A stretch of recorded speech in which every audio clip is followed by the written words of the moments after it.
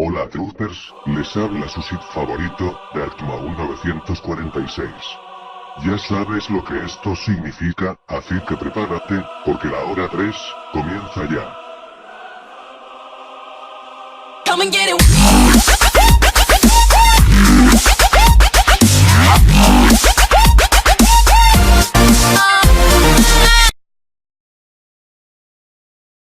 Elba Meister nació en el condado de Greenbrier, Virginia Occidental alrededor de 1873.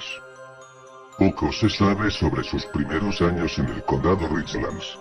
Y algunos datos dicen que ella dio a luz a un hijo ilegítimo en 1895. Un año después, en octubre de 1896, conoció a un hombre llamado Erasmus, también llamado Edward Stribling Troughue. Era un vagabundo, que se trasladó a Greenbrier a trabajar como herrero y empezar una nueva vida. Se fue a trabajar en el taller de James Cruikshanks, que estaba situado justo al lado del antiguo camino de Midland. Todas las carreteras estaban sin asfaltar en esos días y el condado estaba rodeado de colinas. Era el lugar perfecto para criar caballos y ganado. Un herrero podía encontrar un montón de trabajo en el condado de Greenbrier. Y Trout hizo precisamente eso. Zona conoció a Shue poco tiempo después de llegar a la ciudad. Los dos se sintieron atraídos el uno al otro y pronto se casaron. A pesar de la animosidad que sentía hacia Shue, la madre de Zona, Meg y Hammer Robinson y Esther, ella siempre sentía que había algo que el hombre amable se le escondía. Los dos vivieron juntos como marido y mujer para los próximos meses. Luego, el 23 de enero de 1897, el cuerpo de Eva Zona fue descubierto dentro de su casa por un chico joven que Shue había enviado a la casa por un mandado artificial. Él le había pedido que corriera de la herrería a la casa y ver si había algo que necesitaba Zona de la tienda. El niño, Andy Jones, se encontró a Eva tendida en el suelo, con los pies juntos, con una mano sobre su abdomen y la otra extendida a su lado. Su cabeza estaba ligeramente hacia un lado. Tenía los ojos abiertos y fijos. Andy, como es lógico, corrió a su casa a decirle a su madre. El médico local y médico forense, el Dr. George W. Knapp, fue convocado a la casa, aunque no lo hizo de inmediato. Llegó cerca de una hora más tarde. Para ese entonces, Shue había llevado a su mujer arriba y la había puesto en la cama. Contrariamente a la costumbre local, vistió el cadáver él mismo. Normalmente, era lo adecuado que las señoras de la comunidad lavaran y vistieran un cuerpo en preparación para su entierro. Sin embargo, Shue se encargó de vestir a Zona con su mejor ropa. Un vestido de cuello alto, tieso y que cubría el cuello, y un velo se había colocado sobre su cara. Mientras que el Dr. Knapp la examinó y trató de determinar la causa de la muerte, Shue se quedó por su esposa, a un lado, tomándose la cabeza y sollozando. La pena de él parecía obvia, y Knapp hizo un examen muy superficial, aunque notó un poco el hematoma en el cuello. Cuando trató de mirar más de cerca, Shue reaccionó tan violentamente que el médico terminó el examen y se fue.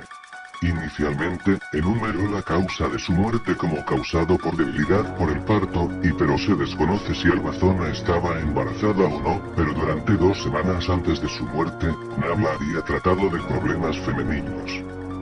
El Dr. Knapp envió a alguien para notificar a los padres de Zona, pero la noticia de la muerte de la joven ya se había extendido rápidamente a través de la comunidad. Al caer la tarde, 2 jóvenes que eran amigos de Zona se ofrecieron voluntarios para ir a la pradera Luz y decirle a la familia Easteres lo que había sucedido. La granja se encontraba a unos 25 kilómetros al oeste de las Richlands, en una zona cercana a Molino Livesey y la ciudad de Railmay.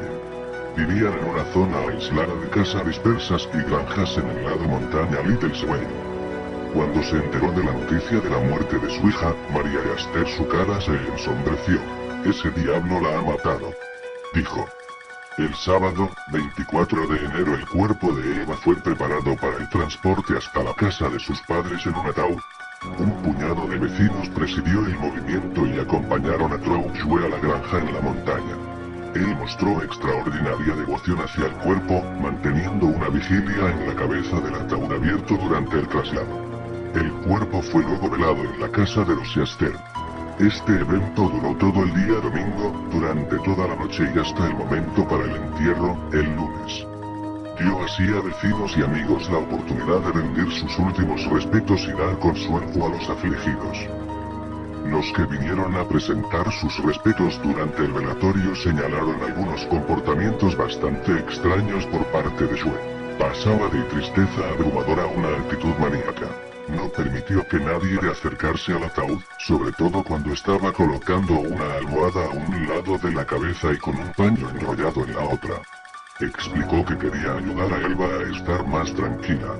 Además, le ató un pañuelo grande alrededor de su cuello y con lágrimas en los ojos, explicó que había sido de los favoritos de Elba. Cuando llegó el momento de llevar el cadáver hasta el cementerio, sin embargo, varias personas notaron que parecía haber una extraña soltura en la cabeza de Elba Zona. La gente empezó a hablar. Quien más sospechaba era Med y Heine Aster. Odiaba a Shue desde el principio y nunca había querido que su hija se casara con ese desconocido. Ella se opuso aún más contra el matrimonio cuando su hija le reveló que Shue se había casado 2 veces antes. Algo no andaba bien en todo esto, lo sabía, pero no parecía haber ninguna manera de demostrarlo. Durante el velorio, Med y Heine tomó la hoja de papel del interior del féretro. Se dio cuenta de que tenía un olor peculiar, por lo que no la botó. Cuando ella dejó caer la hoja en un cuenco, el agua dentro se puso rojo. Curiosamente, la hoja se volvió de color rosa y el color en el agua desapareció. Med y Heine luego hirvió la hoja, la colgó fuera durante varios días, pero la mancha no se pudo quitar. Le dio la interpretación a la misteriosa mancha de sangre como una señal de que habían asesinado a Elba. Fue entonces cuando ella comenzó a orar. Cada noche, durante las próximas 4 semanas, Med y Heine rezó con fervor para que su hija volviera donde ella y le revelara la verdad sobre cómo había muerto. Según la leyenda, una semana más tarde, sus oraciones fueron contestadas. A lo largo de 4 noches, el espíritu de Elba Zona apareció junto a la cama de su madre. Ella vio como una luz brillante al principio y luego la aparición tomaría forma, enfriando el aire en toda la sala. Ella despertaba a su madre de su sueño y le explicó una y otra vez cómo su marido la había asesinado. Shue había sido abusivo y cruel, le dijo, y le había atacado en un ataque de rabia porque pensaba que ella no había cocinado la carne para la cena. Le había roto salvajemente el cuello y para demostrar esto, el fantasma volvió la cabeza completamente alrededor hasta que la puso al revés. Med y Heine había tenido razón. Shue había matado a su hija, y la palabra de su espíritu resultó siendo aceptada. Poco tiempo después, Med y Heine fue donde el juez local, John Alfred Preston, para convencerlo de que vuelva a abrir la investigación sobre la muerte de Elba. Ofreció las visitas y revelaciones del espíritu de su hija como prueba de que un error de la justicia estaba teniendo lugar. Preston fue a la vez amable y simpático con la señora Aster. Tuvieron una conversación de varias horas y al final de la reunión, Preston acordó enviar alguaciles a hablar con el Dr. Knapp y algunos otros involucrados en el caso. Si bien parece poco probable que él estaba dispuesto a echar otro vistazo a la causa por la declaración de un fantasma, la investigación consiguió volver a abrirse. Los periódicos locales informaron que la señora Aster no fue la única en la comunidad que sospechaba de la muerte de Zona. También había algunos ciudadanos que habían comenzado a hacer preguntas, así como los crecientes rumores en la comunidad. Preston fue a Richland a saber al Dr. Knapp, quien admitió que su examen de la muerte había sido incompleto.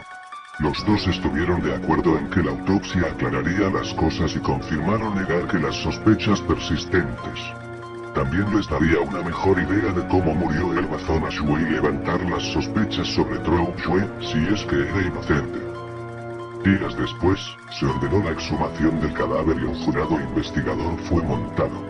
La autopsia se realizó en la casa Nikkei School, a corta distancia del cementerio de la iglesia metodista Soule. Los escolares fueron despedidos el día 22 de febrero de 1897, cuando el cuerpo de Zona fue exhumado. Se informó en el periódico local que la Trou Shue se quejó enérgicamente acerca de la exhumación, pero se dejó en claro que se vería obligado a asistir a la investigación si no se mostraba dispuesto.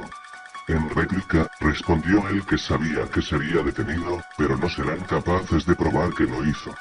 Esta declaración descuidada indicó que al menos tenía conocimiento de que su esposa había sido asesinada. La autopsia se prolongó durante 3 horas con los médicos que trabajan bajo la luz incierta de las lámparas de queroseno. El cuerpo de la mujer muerta estaba en un estado casi perfecto de conservación, gracias a las bajas temperaturas del mes de febrero, por lo que su trabajo resultó más fácil. Un jurado de 5 hombres se había reunido para ver el procedimiento y se acurrucaron en el edificio con los oficiales de la corte, Trou Shue, Andy Jones, el muchacho que había encontrado el cuerpo, y otros testigos y espectadores. La autopsia fue llevada a cabo por los métodos estándar, lo que significa que el examen de los órganos vitales que ocurriera primero. Después de eso, los médicos efectuaron una incisión a lo largo de la parte posterior del cráneo para que el cerebro podría ser eliminado. Este paso no fue tomada en el caso de la zona, sin embargo, mientras el doctor encontró rápidamente lo que estaba buscando. Hemos encontrado el cuello de su esposa que se ha roto, dijo uno de los médicos a Trou Shue. Entonces él dejó caer la cabeza y una expresión de la desesperación cruzó su rostro. No pueden probar que lo hice, susurró. Puede parecer extraño que la fractura en el cuello no se encontró en el acto, que no era más evidente en la superficie de la piel, pero los médicos le dirán que se trata de una de las lesiones más difíciles de detectar. Hace que sea más difícil darse cuenta en un cadáver, porque la cabeza humana es naturalmente pesada en comparación con el cuerpo. Cuando los músculos de la persona muerta se relajan, la cabeza tiende a aflojarse. Además, la primera vértebra se encuentra en el interior del cuello, justo debajo del cráneo. Esto hace que sea difícil de encontrar y que habría sido mucho más difícil para los médicos rurales en la década de 1800. Los resultados de la autopsia eran absolutamente condenatorias contra Shue. En un informe el 9 de marzo, dijo que el descubrimiento fue hecho de que el cuello se rompió y aplastaron la tráquea. En la garganta fueron las marcas de los dedos indicando que había sido asfixiada y el cuello sufrió una luxación entre la primera y segunda vértebras. Los ligamentos estaban destrozadas y rotas. La tráquea había sido aplastada en un punto anterior del cuello. Los resultados se hicieron públicos a la vez, indignando a la comunidad. Shue fue arrestado y acusado de asesinato. Lo encerraron en la cárcel de Lewisburg. A pesar de que, al margen de las comunicaciones espíritu, las pruebas contra Shue eran circunstanciales en el mejor de los casos, fue acusado formalmente ante un gran jurado de asesinato. De inmediato se declaró inocente. Mientras esperaba el juicio, la información sobre el pasado desagradable de Shue empezó a aparecer, llevando a muchos a creer que Ned y Jane Aster tenía razón sobre él todo el tiempo. Elbazona había sido su tercera esposa. Su primer matrimonio, con Ali Stelline Kudli, había producido un niño, pero había terminado en divorcio en 1889, mientras que Shue estaba en la cárcel por robar caballos. Ella alegó en la sentencia de divorcio que su marido la había golpeado con frecuencia. En 1894, Shue se había vuelto a casar, esta vez a Lucian Tritt. Extrañamente, Lucky murió apenas 8 meses más tarde en circunstancias que fueron descritos como misteriosas. Shue alegó que Lucky se había caído y había golpeado la cabeza contra una roca, pero pocos le creyeron. Con buen tino, abandonó la zona y en el otoño de 1896, se trasladó a Greenbrier. En la cárcel, Shue mantuvo un ánimo alegre, e informó que su duelo por Elbazona había terminado. De hecho, él anunció que tenía el objetivo permanente de llegar a tener 7 esposas. Como Elba solo había sido la tercera, y él era todavía un hombre joven, tenía una buena oportunidad de hacer realidad esa ambición, y en repetidas ocasiones le dijo a los periodistas que su culpabilidad era un asunto que no se podía probar. El juicio comenzó el 22 de junio de 1897 y numerosas personas de la comunidad testificaron en contra de Shue. El punto culminante del juicio, por supuesto, llegó con la aparición de Mary Jane Astor. Preston la puso en el banquillo tanto como la madre de la muerte y también como la primera persona en darse cuenta de las circunstancias inusuales de su muerte. Quería asegurarse de mostrarse como una persona sana mentalmente y confiable. Por esta razón, bordeó el tema de la historia de fantasmas, ya la obligada a hacerla parecer irracional y también porque era una prueba inadmisible. El narrador de la historia, en este caso Zona Shue, obviamente, no podía ser interrogado por la defensa y por lo que su testimonio sería oídas por la ley. Por desgracia para Shue, su abogado decidió pedirle a la señora Easter declarar sobre su avistamiento fantasmal. Parecía evidente que lo estaba haciendo para tratar de hacer quedar a Mer y Jane en ridículo ante el jurado. Calificó sus visiones como delirios de una madre y trabajó duro para admitir que podría haber sido confundido acerca de lo que supuestamente vieron. Continuó así bastante tiempo, pero Mary Jane nunca vaciló de lo que había visto. Cuando el abogado defensor se dio cuenta de que el testimonio no iba a la manera en que él quiso, la despidió. Para entonces, sin embargo, el daño estaba hecho. Debido a que la defensa y la fiscalía no había presentado el testimonio sobre el fantasma, el juez tenía dificultad para decirle al jurado que lo excluyesen. Era evidente que la mayoría de la gente de la comunidad creía que Med y Jane había visto al fantasma de su hija. A pesar del testimonio elocuente de Shue en su propia defensa, el jurado lo declaró culpable rápidamente. 10 de ellos incluso votaron para que fuese ahorcado, lo cual decía mucho sobre la credibilidad como testigo de la señora Easter. Sin embargo, sin un veredicto unánime de la muerte, Shue fue condenado a cadena perpetua. La sentencia no satisfizo a todos en el condado de Greenbrier. El 11 de julio de 1897, un grupo de ciudadanos de entre 15 y 30 hombres se presentaron a 8 millas al oeste de Lewisburg para formar un linchamiento. Habían comprado un cable nuevo y estaban bien armados con Winchester y revólveres cuando comenzaron a ir a la cárcel. Si no fuera por un hombre llamado George M. Arra, que se puso en contacto con el sheriff, Shue habría sido sin duda linchado. Arra contactó Sheriff Dwyer en la cárcel. Se decía que cuando Shue fue informado de esta amenaza contra su vida, se aterró y fue incapaz hasta de atarse los zapatos. Dwyer se lo llevó a un lugar de refugio en el bosque, a una milla más o menos de la ciudad y luego fue capaz de disolver a la multitud y devolverlos a sus hogares.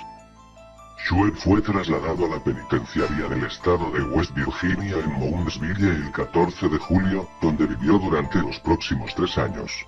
Murió el 13 de marzo de 1900 de una de las epidemias de sarampión, paperas o neumonía que se extendió por la prisión de esa primavera. Hoy, en la prisión, se supone que sus restos se hallan enterrados entre los entierros de presos no reclamados, en el cercano cementerio de Tom, en los que no se llevan registros antes la década de 1930. Med y Hunter Robinson y Aster vivió para contar su historia a todos los que le escuchaban. Murió en septiembre de 1916 sin tener que retractarse de su historia sobre el fantasma de su hija. Y en cuanto a Elva Zona, de su fantasma nunca más se supo, pero ella ha dejado una inolvidable y una marca histórica en el condado de Greenbrier. Es una cuestión que todavía se están sintiendo hoy. De hecho, un marcador en carretera a lo largo de la Ruta 60 todavía se conmemora en la actualidad. Dice así: enterrada en el cementerio cercano a esta zona Aster Shue. Su muerte en 1897 fue dado como por causas naturales, hasta que su espíritu se le apareció a su madre para describir cómo fue asesinada por su esposo Edward. La autopsia en el cuerpo exhumado verificó lo que dijo la aparición. Edward, declarado culpable de asesinato, fue condenado a la prisión estatal. Solo se conoce este caso en que el testimonio de fantasma ayudó a condenar a un asesino. Bueno, eso ha sido todo por hoy, espero les haya gustado. Si les gustó denle like y si no también, o la fuerza nunca los acompañará. Comenten y suscríbanse, esa es la forma de agradecerme por dedicarles el tiempo que se merecen. Hasta la próxima, troopers.